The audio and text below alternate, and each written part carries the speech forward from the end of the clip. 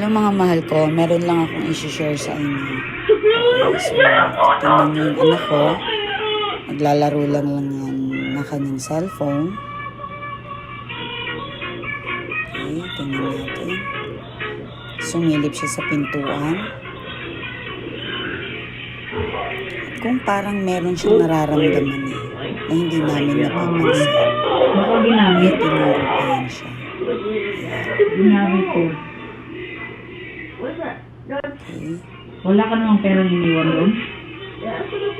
Kung pansinin ninyo ang bata nakatingin talaga sa pintuan. Ginadala mo na. Ginadala mo na? Yes, nakatingin po. At parang nakikirious siya. May nakikita siya, may naririnig siya nang hindi namin napapansin.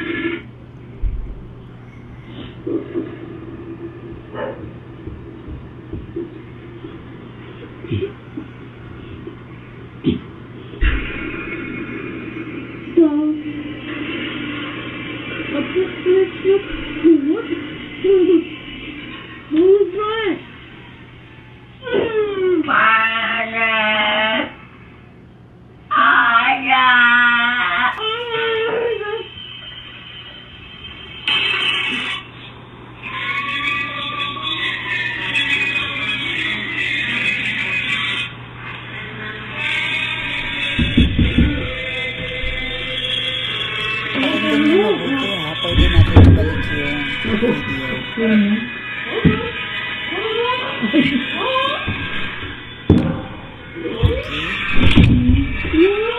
Binukas, natakot, pumunta yan siya sa dulo. Tumakbo siya. Sumilip muna siya. Hindi.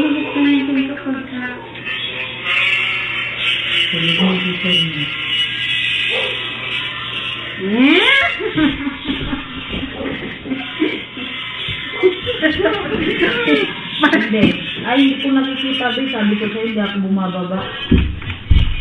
Trabaho akong trabaho.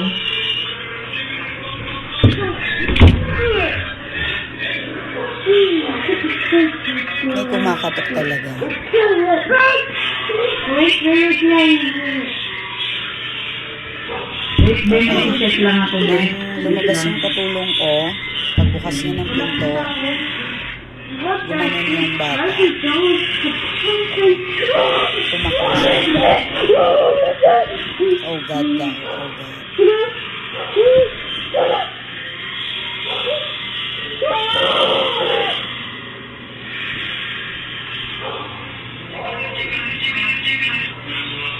Nilalaro niya lang yung cellphone niya that time.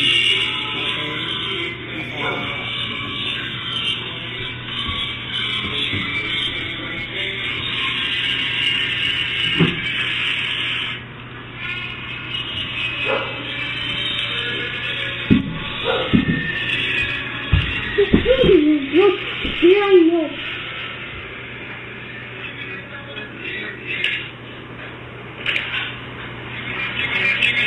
Nag-check na yun ako ng CCTV kasi nga sabi ng yaya ay may kumatok.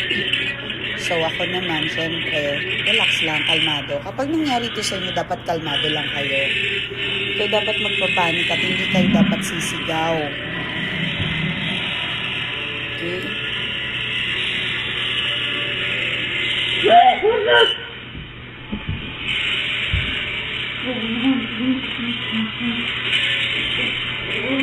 Yan, bumalik na si Yaya. Nag-check pa rin ako ng CCTV. Hanggang sa napanood ko nga ito.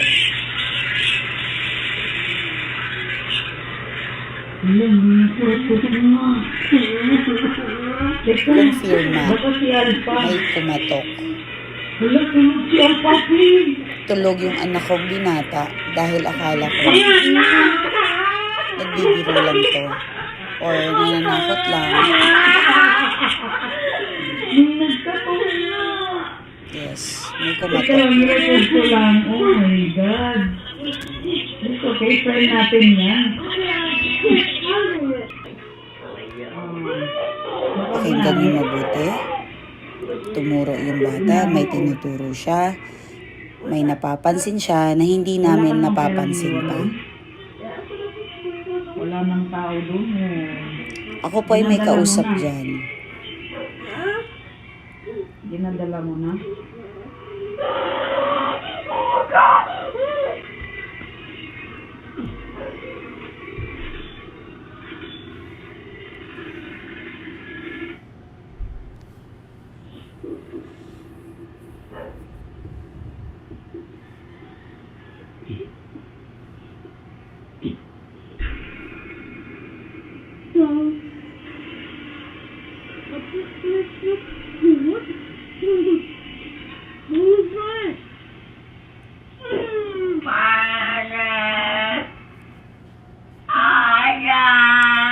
One 11, linagay ng bata yung paa niya sa pintuan.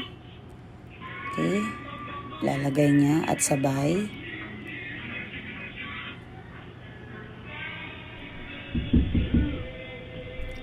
Kung mapapansin ninyo, may kumatok ng 3 beses. At dahil bata, na-open niya ito.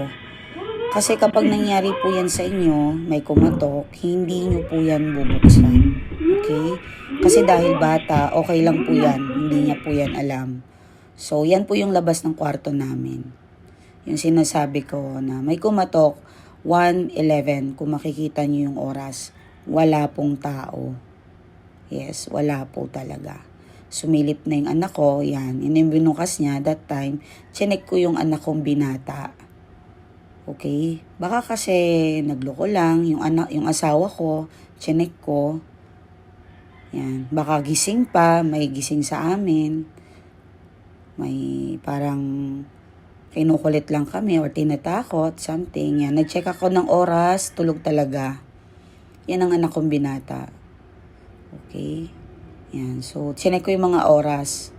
Ginalaw-galaw ko yan. Baka ako nagtulog-tulugan, pero confirm talaga, tulog siya. Yan, tulog talaga siya. Okay? And then, bumalik ako sa asawa ko. Chinek ko yung asawa ko na talaga naman tulog. Yan. Kung pansinin niyo yung oras ha. 1, yan, chinek ko pa, gising pa siya. So, pag nagpunta ako ng 10, yan, ayan, nasa kwarto siya. Pero, hindi siya gumagalaw, nasa kwarto lang siya. 11:10 po yung kumatok. So, yung asawa ko nasa kwarto. Kasama niya po yung isa naming anak. Yan.